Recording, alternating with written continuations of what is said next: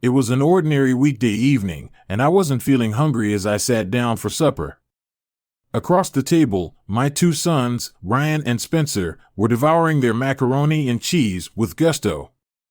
They were 15 and 14, respectively, and never failed to clean their plates, fueled by their active lifestyles and typical teenage pursuits. My wife, Kara, occupied the far end. He made sure everyone had enough to eat. It was like something you'd see in a Norman Rockwell painting. Once the boys were done, they went outside to play street hockey. I sat there for a while, drinking my iced tea. I finally mustered up the courage to go over to Kara, who was washing dishes. As I was leaving, I saw Kara washing dishes. The next time you meet your lover, maybe skip the red dress.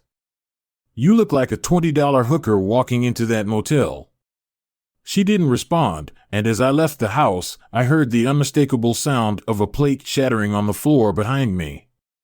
For the next couple of hours, I mowed the lawn. As dusk settled in, I was reluctant to stop, as I didn't want to return home and face Kara. I took my time cleaning the mower and even noticed it was low on oil, which I took care of while tossing the empty oil container into the trash. I found a tightly weighted brown paper bag buried at the bottom, inside which was the red dress and a pair of red underwear. The panties were stained, but I had no intention of keeping them. I already knew who had been involved that night. Kara was in bed with the door shut. I felt a strange relief. I had no desire to confront her further. The day had started off wrong. For months, I had sensed that something was wrong with Kara. I tried to dismiss the feeling, hoping it would pass, but it only intensified my wife, who's a fourth-grade teacher, usually left for work around the same time as the boys that morning. However, she took a sick day for a routine eye exam. I was a house painter and I'd been working on an apartment complex in Harrisburg, about an hour's drive from home, after hearing about her sick day. I decided to take one for myself and stay home. I've been painting houses for nearly 20 years and I really enjoy it. I think I'm pretty good at it. I supported Kara through college with my earnings. I once thought she appreciated my career choice, but over the last few years her comments suggested otherwise. When she introduced me to her friends, she always avoided bringing up my job. If the subject came up, I could see how she felt comfortable with UNC. It was fine when I was funding her education and providing for our family, but now I felt like a burden. Kara was an excellent teacher, earning more than I did and enjoying better benefits. Her union health plan covered the entire family, and she was building a nice pension. Meanwhile, all I had to look forward to was Kara kept herself fit and attractive, standing at only 5 feet 1 inch tall, but commanding attention with her short platinum hair. I found myself waiting a couple of blocks down from our house, watching for her to leave. When she finally emerged, she was wearing that pretty little red dress, an unusual choice for a trip to the doctor. She looked good. I had always told her so, but the doctor certainly didn't have an office at Sunset. Kara parked her car and walked directly to room 304, knocked twice, and entered. That was all I needed to see to confirm my suspicions. The young desk clerk handed me the registration card without hesitation and exchanged it for a $100 bill. I recognized the name on it, Jefferson. Carter was a familiar face from a few of the events. Kara had dragged me to I couldn't recall the details, but he was somehow connected to the school board or district. I noticed his car parked nearby, left unlocked. It took only a moment to retrieve the registration from the glove box. It was registered to Jefferson and Holly Carter, residing at 45 Clinton Drive. Lancaster, that made me think. I remembered he was on the Lancaster County School Board, and to my dismay, he was married. That discovery marked the peak of my day. I wandered around aimlessly for several hours before heading home. When I arrived, Kara greeted me with her usual cheerfulness. She wasn't wearing the red dress anymore. That night, I didn't sleep. Instead, I parked my truck behind the warehouse of the company I subcontracted for. I was still sweaty from mowing, but I didn't care. I desperately needed coffee. I ordered some eggs and toast to go with it, trying to kill time before going back home. I wanted to be certain that Kara had left. There wasn't much in the house that I felt attached to, so I stuffed all my clothes into a few trash bags. I put a few things in a few trash bags and grabbed some important documents, my birth certificate, passport, and other essentials, and then I made a quick phone call to Holly Carter. Yes, this is Felix Foster. We've crossed paths at a few school events over the years, but I can't say I recall. What do you want? I just thought you should know that your husband, Jefferson, spent yesterday afternoon. I was at Sunset Inn reading with my wife, Kara. There was just silence on the other end of the line. I waited for her to say something, but she didn't respond. The boys behind weren't easy, but they were strong, and Kara could take better care of them than I could. She had the better income, and aside from the infidelity, she was the more capable parent. I didn't leave any notes or explanations behind. I figured Kara would figure things out once she saw my clothes were gone. The boys usually got home from school around 3 p.m. morning. A little while after I called Ryan, I found out that his phone could only dial a few preset numbers, but incoming calls worked just fine. Hey Ryan, it's Dad. You on your way home? The short answer is to ask your mother, but that wouldn't really explain everything. It seems like she thinks I'm not good enough for her anymore. Maybe she's looking for someone with a better job or more status. I don't know either way. I'm giving her some time to sort things out. I'll call when I can, but Uncle Jared's place doesn't get much of a signal. You figure it out. Maybe counseling? Nah, son. Look, your mom's got a good job, and she'll be fine taking care of you and Spencer. I'll try to call again this weekend. And please don't tell your mom where I am or that I reached out to you. Take care of Spencer and try to stay calm. I'll be in touch. Bye. At that point, Uncle Jared lived just north of Raton Pass in an area that felt more like New Mexico than Colorado. I never really knew what he did for work or how he managed his finances, but he always seemed comfortable. Years ago, he caught his wife cheating and kicked her out. When I told him my situation, he understood completely and told me I was welcome to stay as long as. I needed to find a way to show him I appreciated the company. Jared owned a good stretch of land, but it wasn't particularly useful for much. It was too rugged to farm and too barren to ranch. Aside from the main house, there were several barns and corrals. Jared had quite a few horses, which I later learned were all boarded for other people. Most folks came on weekends to ride, especially in the summer. The rest of the year, the place was pretty quiet. On Sunday afternoon, we drove into Trinidad to grab dinner and pick up a few things I had forgotten to pack. I got a signal on my phone. I called Ryan. Hey, son. I just wanted to let you know I made it here safely. How are things going on your end? Not great, Dad. I told Spencer everything, and he's furious with Mom. He's not.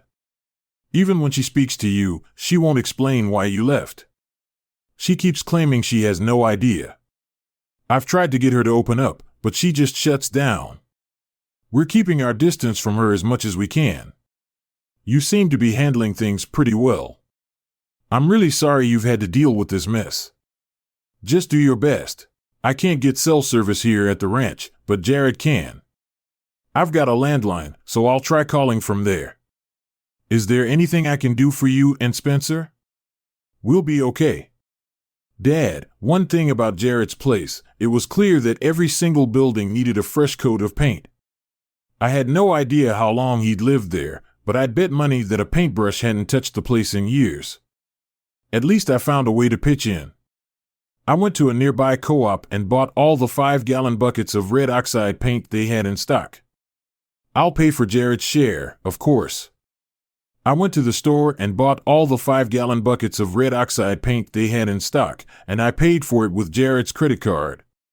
Of course, we still had a few months of good weather ahead, and I planned to repaint most of the outbuildings before winter hit the main house. However, I would have to wait until spring. The next 2 weekends, I couldn't get a hold of Ryan. I was starting to get uneasy about Ryan. I hadn't heard from him or the boys in a couple of weeks. It had been over a month without any contact. I thought I'd given Ryan the number for Jared's landline, but I wasn't so sure. Just as I was about to start worrying, Jared called. Ryan called me on the house phone. "Dad, it's Ryan Spencer. I'm in Santa Fe with Spencer. We need you to come pick us up. Can you get here soon?" "How did you get there?" "I can't explain right now. I'm using someone's phone. They want me to keep this brief. We're at the Sky Blue Terminal. How soon can you get here?" "Give me, I'll be there in a couple of hours. Get something to eat while you wait." "I'm on my way." 2 hours later, both boys were piled into the back seat of my truck, heading north with me. Spencer was knocked out the second he sat down. "I tried calling you several times." "Ryan, what happened to your phone?" "Mom found out you were calling. She lost it and grabbed my phone, smashing it with a rolling pin. I thought about calling the number you gave me for Jared's place, but I ended up waiting. I'm not sure why. Maybe I just hoped things would get better. From what I can gather, things didn't improve at all, and in fact, they got worse. She started going out at night and wouldn't come home until after midnight, often drunk. Some mornings she wouldn't even get up for work. She didn't bother calling in either." "Was she going out alone at first?" "Yeah, but a week later she started bringing guys home with her. They'd both be completely hammered. She'd take them straight to her room, and you can imagine the noise we had to listen to." "How did you and Spencer handle it?" "We waited about an hour, then we snuck outside and let the air out of the guys' tires. We stayed over at Mr. Price's house that night. He let us use it. The next morning, we watched from his place as the guy realized all his tires were flat. He was furious, and it took over an hour for AAA to come and fix it. Mom stood outside on the porch in her bathrobe, but we headed straight to school. She didn't say a word when we got home." "Did this happen often?" "Just once. The next night, she brought another guy home, so we did the same thing except this time we cut the valve stems. They had to tow his car away. He was pretty mad. Mr. Price thought it was pretty funny. After that, she stopped bringing guys to the house." "Well, at least you stopped that part of it." "Yeah, but she kept going out. Sometimes she'd come home in the morning on her own, other times someone would drop her off. I have no idea where she left her car. One weird thing, every time she went out, she wore one of those red dresses. She must have bought 5 or 6 of them. At least Spencer and I were able to stay home and get some rest. We got a lot of calls from the school, though the district wanted to know why she wasn't showing up for work. She slept most of the time when she was home. A couple of days ago, she was fired, well, sort of. The union wouldn't let them officially fire her, but they've stopped her from going to work. I'm not sure about all the details. I'm sorry, Ryan. If I'd known things were going to get this bad, I never would have left you both there. So, how did you two end up in Santa Fe last night around midnight?" "Some guy pulled up and shoved her out of his car with his foot. She stumbled up to the porch and just collapsed. We weren't sure if she was even alive. Her dress was ripped to shreds, and she looked awful. I told Spencer to call 911 and then grabbed Mom's credit card from her wallet. I went online and booked 2 tickets from Philadelphia to Santa Fe and had them held at the counter. I wasn't sure they'd give 2 kids tickets, though. I almost booked us. We were originally going to fly to Denver, but we changed our plans at the last minute. It seems like it was the right decision. We had to make some adjustments along the way." "What do you mean when the EMTs arrived, one of them called the police right away?" "They asked if anyone else was home. By the time the police arrived, Mom was being loaded into the ambulance. The ambulance revealed that she had a combination of alcohol and cocaine in her system. I was unaware that she was using cocaine, as were my son and I. They began asking a lot of questions, particularly about the vehicle that had dropped her off. Eventually, a female police officer from Family Services arrived and started asking where you were. If I'd known you were in Colorado and had sent us tickets to come out there, I'd have put on my saddest face and told her we had no way of getting to the airport without an adult. She made some calls and ended up driving us to the ticket counter herself. I guess it was the easiest option for her, and it worked out. Jared and I stayed up until midnight talking about the whole situation. I had figured that Kara would start divorcing proceedings as soon as I left, but apparently I was wrong. Never in my wildest dreams did I expect her to spiral into this mess. I guess she was really eager to get things moving.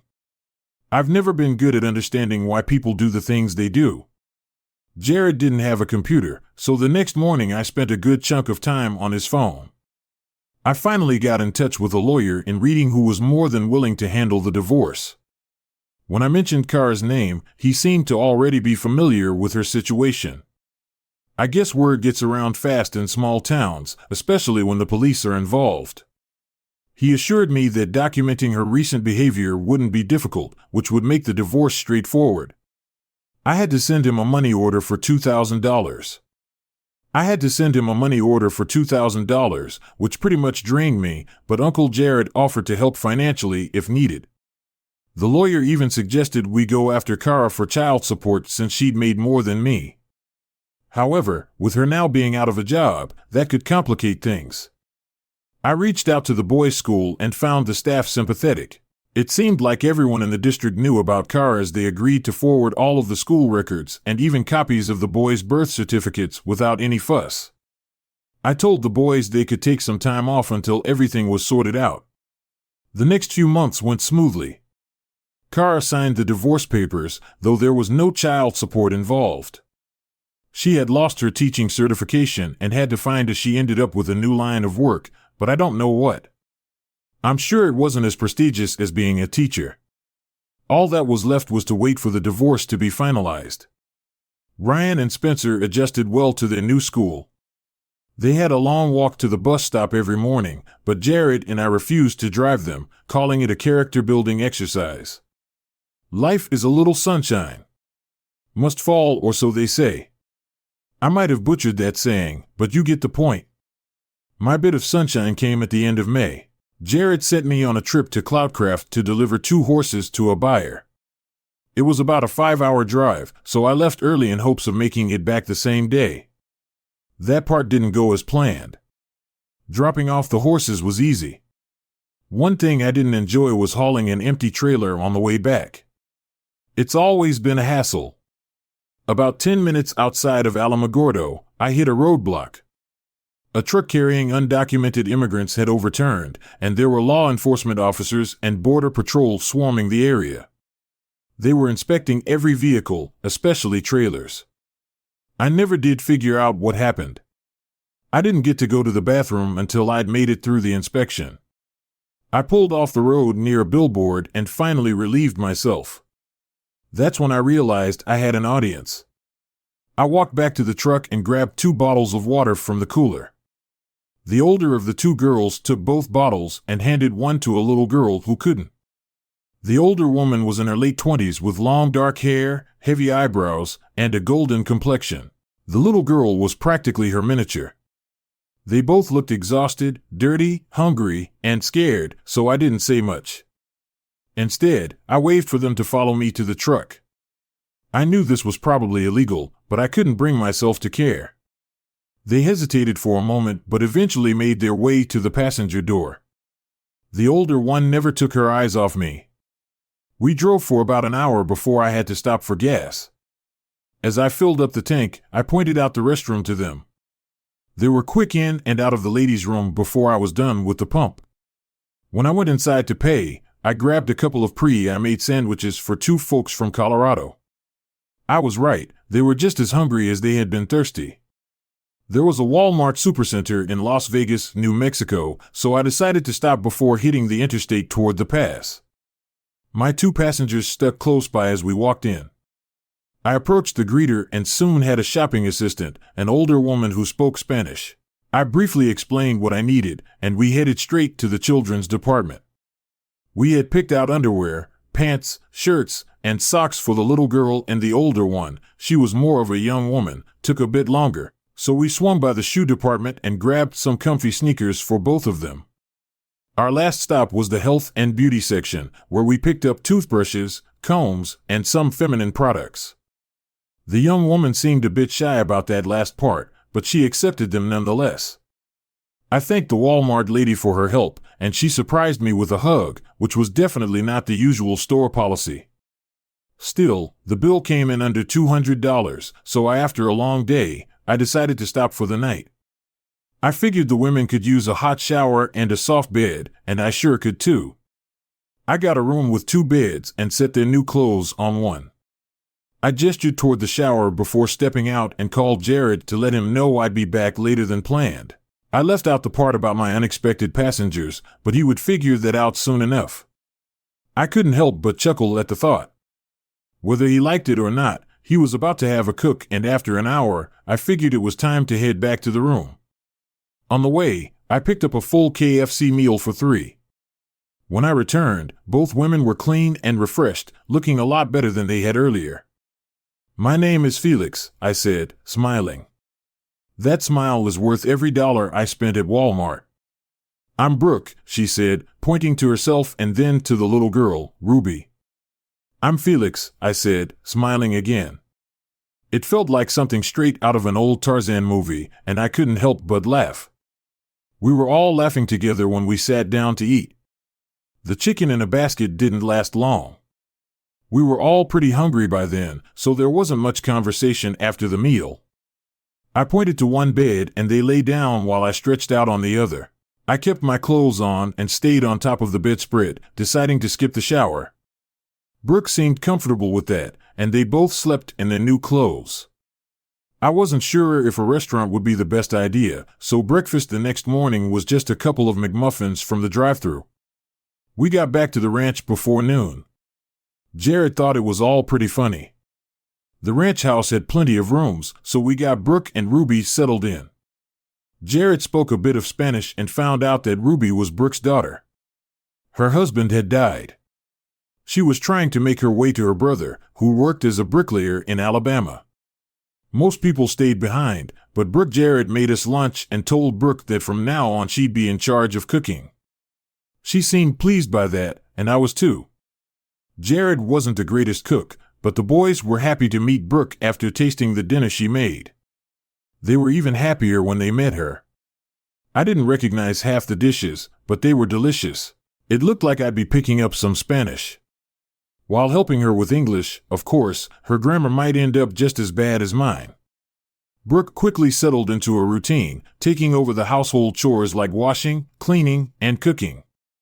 Jared was more than happy to let her handle it. Her English improved steadily, and I finally understood where the term Spanglish came from. She mixed both languages together, but she was getting pretty good at making herself understood. Ruby, on the other hand, was picking up English. She was picking up English even faster thanks to spending so much time with the boys and the TV. Sometimes she even had to explain things to her mother, which Brooke found amusing. It was a relief to see how well Ruby was doing, especially since she would be starting school the following year.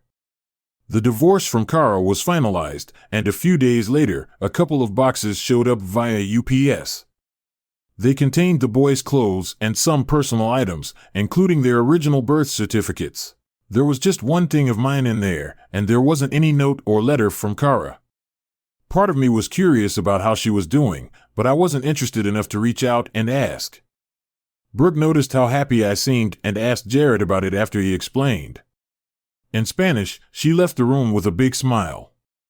I took that as a good sign. Brooke was finally able to call her brother thanks to having his address and cell phone number. He was sorry they hadn't seen each other. Other than that, he was relieved to know she was okay. The phone calls seemed to tie up some loose ends for her. The boys were getting really good with the horses. Once all the buildings were painted, we spent our time fixing up the place and tackling all the tasks that Jared had never gotten around to. The ranch started looking less like a rundown cowboy hangout and more like a resort. Before long, people who boarded their horses with Jared began asking if they could stay at the ranch. Brooke thought it would be a great idea to run a B&B on the ranch rather than at a motel in town since we had plenty of rooms. She giggled when she said it, but Jared thought it was a solid plan. We could offer a room along with supper and breakfast with the ranch hands. Jared had to get a license and install fire monitors, but a month later Brooke had her own B&B. A few weeks after that, there was a small article about the ranch. The Santa Fe newspaper ran an article about the ranch, and before we knew it, the Lazy J Ranch had become a popular tourist spot. Jared even had to buy more horses to accommodate all the visitors. He also had to get a computer, which the boys set up in no time thanks to satellite internet. Things slowed down during the winter, which gave Jared time to add an extension to the house, creating 4 more rooms. Brooke got herself a brand new granite chef's cooker, and Ryan got his learner's permit. I spent my days painting, sanding, and working around the ranch while Jared and the boys handled the horses in the evenings. The boys worked on the ranch's website, and Spencer was already taking reservations for the spring. He also taught Ruby how to read, and we set up accounts with all the major credit card companies. Even during the slow season, we were so busy that we started worrying about how crazy the next year would be. Whenever she could, Brooke would sit with me. We didn't talk much, but it was nice having her close by. She always made sure I had coffee or whatever I happened to be drinking. Our communication was improving, but I was a slow learner, and I wasn't exactly the most socially adept. Ryan tried a few times to nudge me into being friendlier with Brooke, but I just couldn't manage it. It was right before Christmas when Brooke finally pushed me off the fence. "Felix, I think it's time for Ruby to have her own bed and her own. I think we should move her stuff into my room." "I'll move my stuff into yours today, but I need a dresser. Could you move the second dresser from Ruby's room into yours?" "It's too heavy for me, but Brooke, there's only one bed in my room." "That's okay, don't worry. I don't take up much space." I was impressed by how much her English had improved. I wondered if Jared or my boys had planned this conversation. Either way, she made her point, and I felt flattered. I'd been careful not to do anything that would make her feel uncomfortable or take advantage of her situation. She'd figured that out on her own. I'd love to tell you about the romantic gestures I made to win Brooke over, but I think I fell for her the first day I saw her. It was a relief to know that she felt the same way and had the courage to act on it when I couldn't. We got married on Christmas Day with just the family and a few close friends from the area. The next year brought great success to the Lazy J Ranch. We were fully booked for months, so much so that we had to turn people away. Brooke hired a young girl to help with the kitchen, and Ryan started to take an interest in her. It was nice. It was nice to see him showing signs of growing up. Sadly, we lost Jared at the end of the summer. He left everything to Brooke and me, not just the ranch, but also over $1 million in mineral rights. The boys were thriving, and Ruby was growing up fast. Life for us was good. It was cold and raining as Carl walked out of Golden Sweet Treats after another grueling midnight to 8 shift. Her hands were aching from hours of placing candy eyes on chocolate Easter bunnies. She held one. She carried a tote bag in one hand and her pay envelope in the other as she went into a small diner for breakfast. Once she was seated, she took out a worn copy of Celebrity Digest from her bag and opened it to page 48. She stirred her coffee slowly, her eyes drifting to the photo of her youngest son Spencer helping Elena Marlowe onto a chestnut horse on the next page. Felix was standing on the porch of their beautiful ranch house, Brooke beside him, posing with Sabrina Hayes. Kara read the article again, just like she did every week, even though she had memorized every word by now. After finishing the article, she tucked the magazine back into her tote and opened her pay envelope, carefully counting her earnings. In about 20 minutes, the thrift stores would open, and maybe today would be a lucky day. Even with the 16 red dresses she already owned, Kara always felt the urge to find another one. You could never have too many red dresses, after all.